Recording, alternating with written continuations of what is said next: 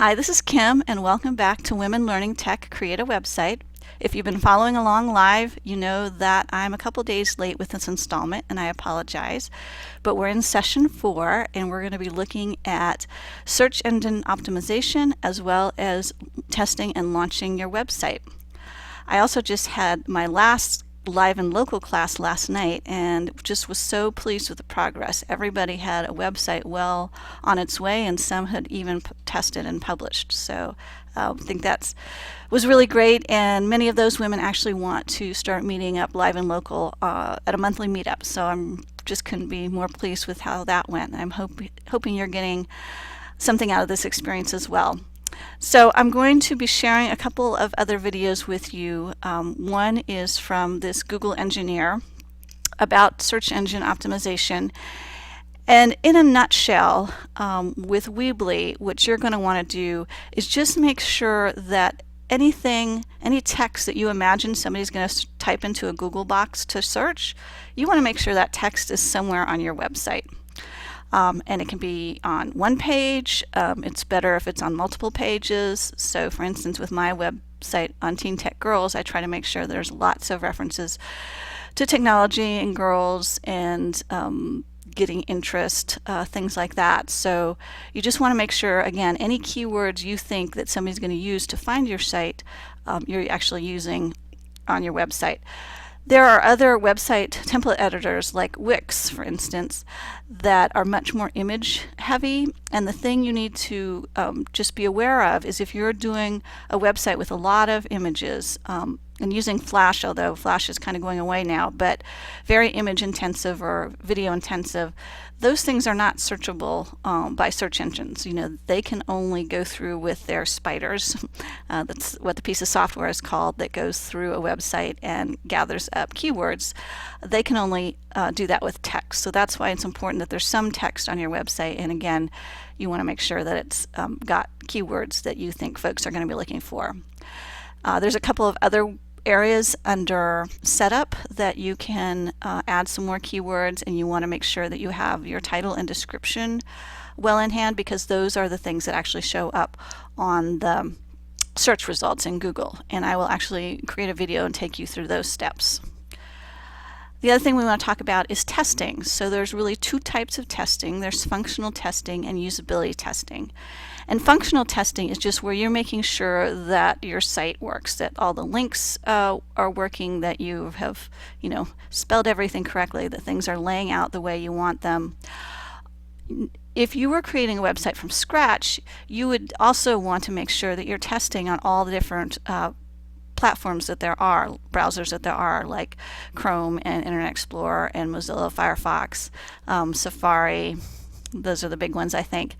Because when we talked earlier about CSS and those standards, a lot of browsers have implemented not all of them. And so when you're coding a website from scratch, you actually have to take into account, if I'm on a Firefox browser, do this, and if I'm on an Internet Explorer browser, do this. Not in a whole lot of cases, but there are some situations.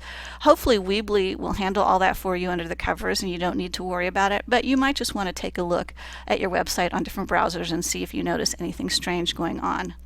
One thing we noticed in our class last night, and that some of the women noticed at home, is that on some computers they were able to edit their Weebly sites just fine, and on others the content seemed to go missing or it just wasn't working as well. And we determined that maybe it's because some of the browsers were very far behind in their release. So the other thing you want to make sure is if you are seeing some issues like that, make sure that you're running the latest version of a browser.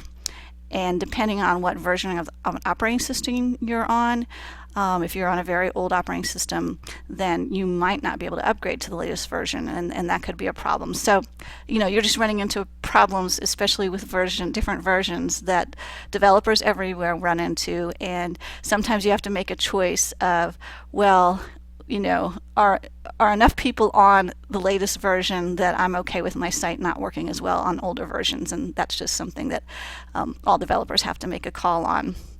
So that's your functional testing. And then there's usability testing. So you do the functional testing. Usability testing, you get other people to do. And I also just found a video that I will link to that kind of goes through that process. But basically you want to get other people's feedback on your website. And the way you do that is not sitting them down and then hovering over them and going, what do you think about this? How does that look?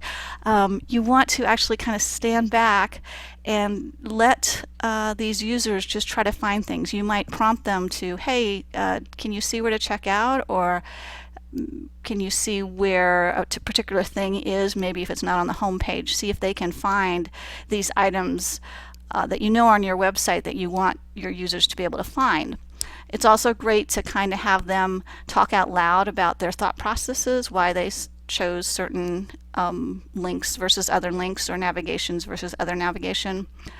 If you had a camera, if you want to get really professional, you could videotape them and get their responses that way. Again, it should be somebody that's not been familiar with the process you've been going through to create the website, somebody who hasn't seen it before.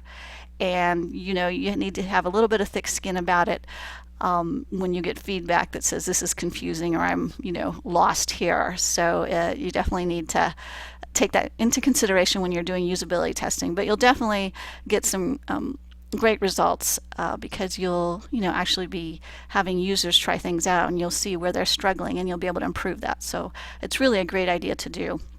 And there's a checklist here as well about things you might consider for people to do when they're looking at your site that way. Anyway, so what I'm going to do is I'm going to create another video actually in Weebly.